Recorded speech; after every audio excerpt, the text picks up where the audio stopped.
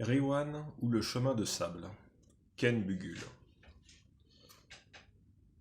Mais le plus vieux rêve que je ne rêvais plus fut le départ de mon ami Naboo vers son destin. Aller rejoindre le mari de la grande ville. Quand la date de son départ fut fixée, Naboo Samb dut se préparer. Quand une femme rejoignait le domicile conjugal, c'était pour y rester toute sa vie, jusqu'à la mort. Une femme étant donnée à un homme pour toujours. Pour le meilleur et pour le pire, au nom du Père, du Fils et du Saint-Esprit. Amen. Ainsi, ce n'était pas seulement un homme qu'on épousait, mais une vie. C'était une question de responsabilité mentale, morale. Un engagement envers soi-même, envers un destin qu'on se fabriquait presque en renonçant à tous ses instincts. À partir du moment où une femme rejoignait le domicile conjugal, elle justifiait son existence. C'était cela, la tradition de ma mère, de la mère de ma mère. La vie que la femme allait désormais mener chez son mari, elle en était l'artisan. Elle devait l'assumer, elle devait l'assurer. Ce n'était plus au nom du Père, c'était en son nom propre. La vie qu'elle allait désormais mener, serait ce qu'elle en ferait elle-même, contrairement à ce que l'on croyait. Le mariage était un choix de vie et non le choix d'un homme, d'une situation, d'un statut, contrairement à une pratique hélas répandue de nos jours. Un choix de vie.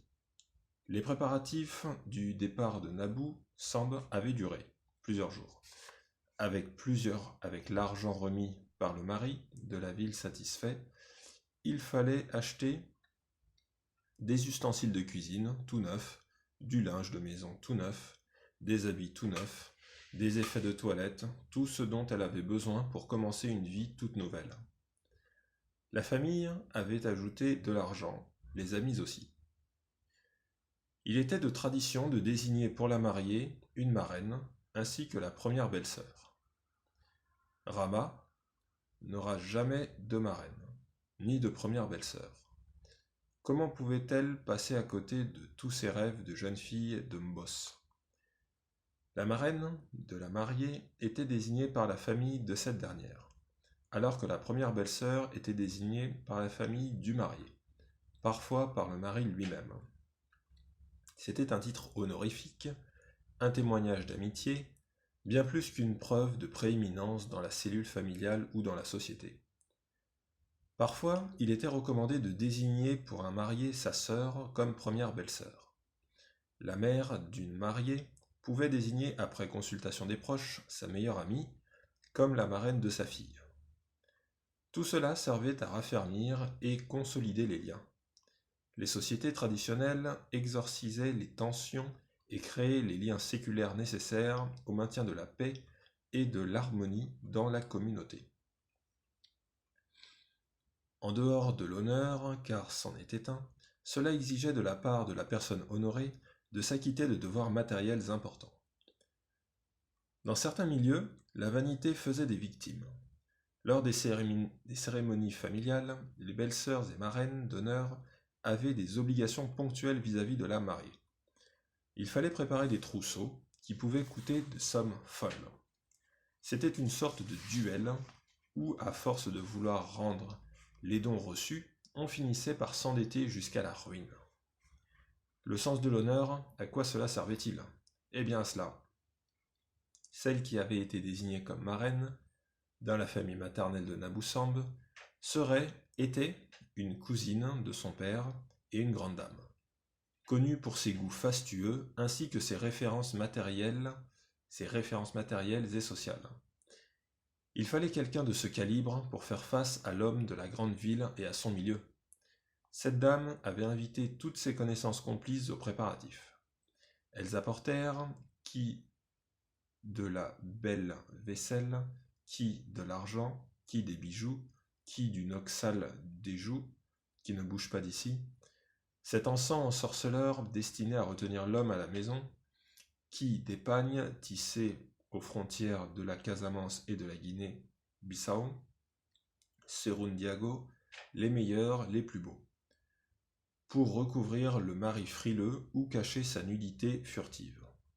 Certaines de ses connaissances et amies étaient restées chez Nabou-Sam pendant toute la durée des préparatifs. Quelques-unes d'entre elles devaient faire partie du convoi qui allait mener Nabou-Sam au domicile conjugal, à la grande ville, à la plus grande ville.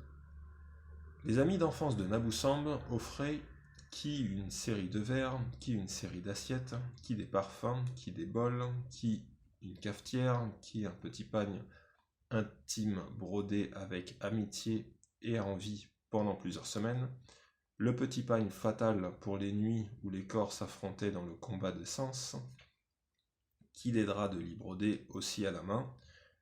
Tout était bon pour faire son devoir. Les jeunes filles qui attendaient leur tour rêvaient de leur grand jour. Ah, que n'avais-je connu moi, ces instants-là, ni d'un côté ni de l'autre.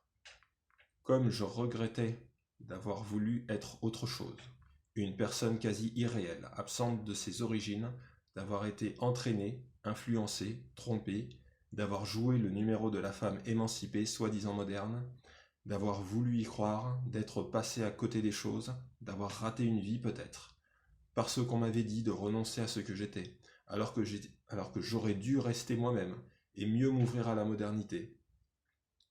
Je ne regrettais pas d'avoir fait le voyage en Pologne pour assister au mariage de mon ami Sébastien avec la belle polonaise Dorota. Ce merveilleux voyage à Wrocław via Varsovie, où à l'aéroport un soupirant polonais ne sut comment m'exprimer ses sentiments avec des mots. Seuls 2 regards chargés, 2 souvenirs furtifs nous lièrent pour toujours. Ce merveilleux voyage à Wrocław où j'expérimentais la vodka bison pratiquement à jeun, les magasins rationnés, le sens de l'humour des Polonais et leur finesse d'esprit. Les cérémonies furent ponctuées d'échanges de civilités pendant lesquels la famille de Dorothée, par la voix de son père, avait très sérieusement énuméré les défauts et les qualités de leur fille devant sa belle famille française, au bras chargé de vin de France, royalement ignoré au profit des bouteilles de vodka, de toutes sortes qui se prenaient au goulot au fur et à mesure que la soirée avançait. Les Français écarquillaient les yeux, abasourdis devant ces gens d'un autre tempérament. Au petit matin, la mariée en longue robe blanche fut retrouvée au bas d'un escalier ivre-morte, une bouteille de vodka à la main, avec un pied sans chaussures. La Pologne, avec ses merveilleux paysages où après les cérémonies du voyage civil, du mariage civil et religieux, nous organisâmes des veillées entre amis, hors de la ville, dans des espèces de grottes abandonnées au milieu des fantastiques paysages, où nous faisions de grands feux, en nous gavant de caviar, de fromage et de vodka. La Pologne, avec ses merveilleux lits aux édredons si chauds, et où rien n'était plus délicieux qu'un petit déjeuner au court bouillon tiède de fruits frais, avec la tendre complicité d'un ami pianiste de Den Haag, le beau, le blond et jovial Roleffet. Mon ami d'enfance n'avait pas fait ce mémorable voyage avec moi. Comment lui parler de choses dont elle ne connaissait pas le rapport avec sa propre existence, avec son environnement, avec notre environnement? Comment raconter à mon ami Nabou-Sam que j'avais brusquement rencontré Jésus au milieu d'une rivière calme et fraîche, en compagnie d'une fille aux longs cheveux noirs, au cours d'une escapade solitaire dans cette Pologne mystérieuse et fascinante? J'aurais tant voulu pouvoir faire comprendre à mon ami d'enfance que moi aussi j'avais connu autre chose.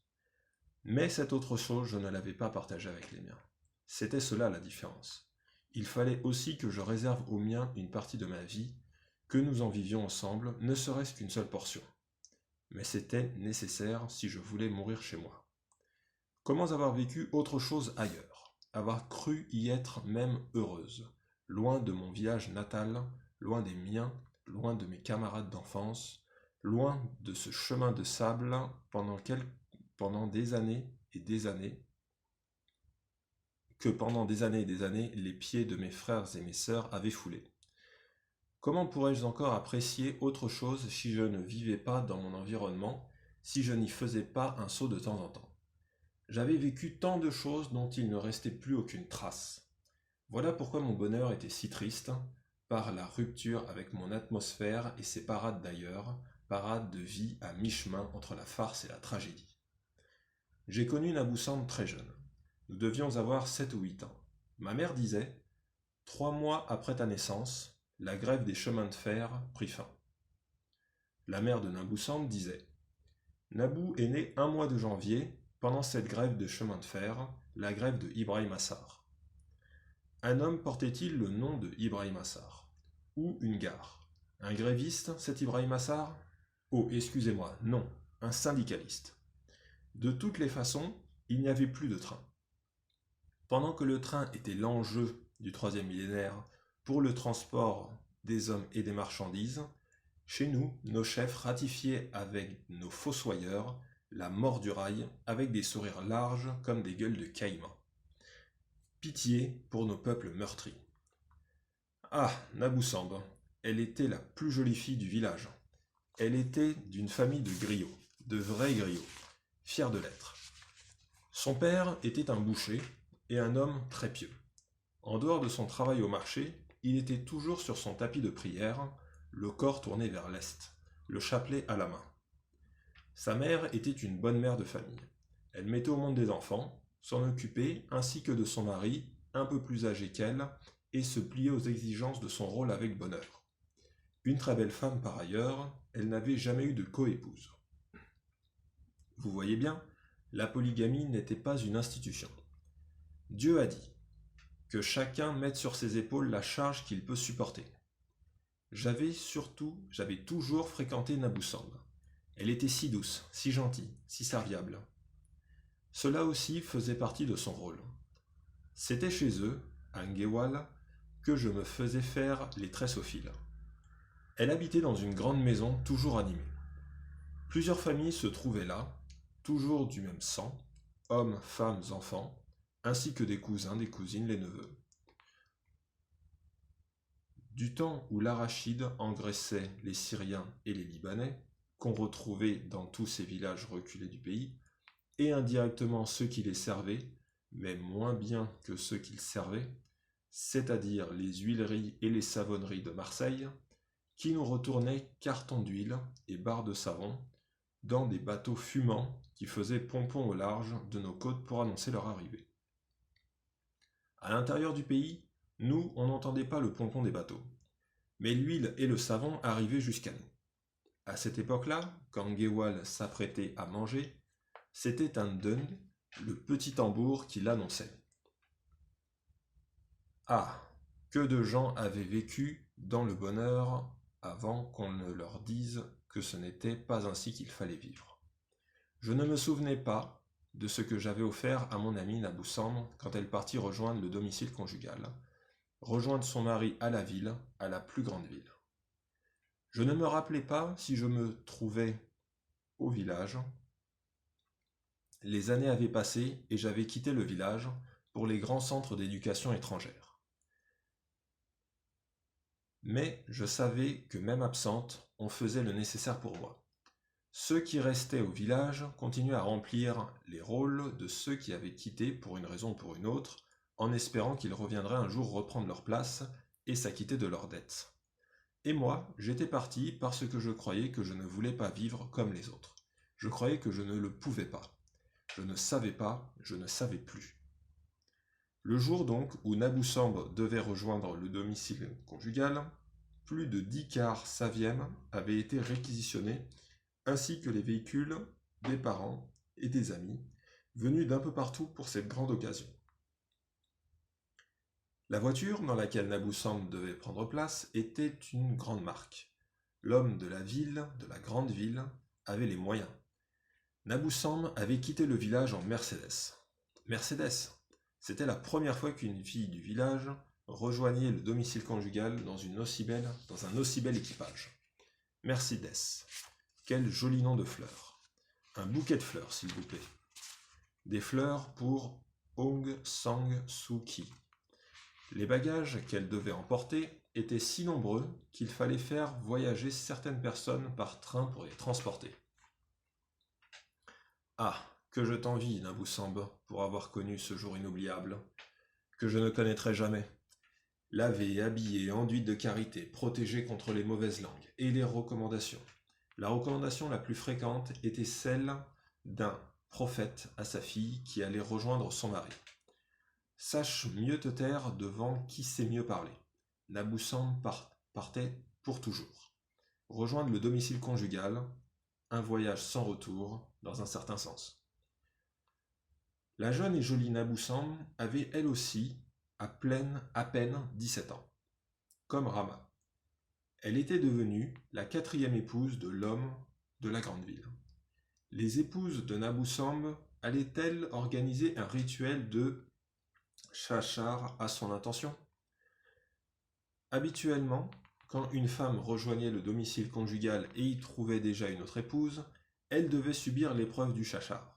Terrible épreuve, le Shachar pouvait briser un ménage à peine consommé ou pas consommé du tout.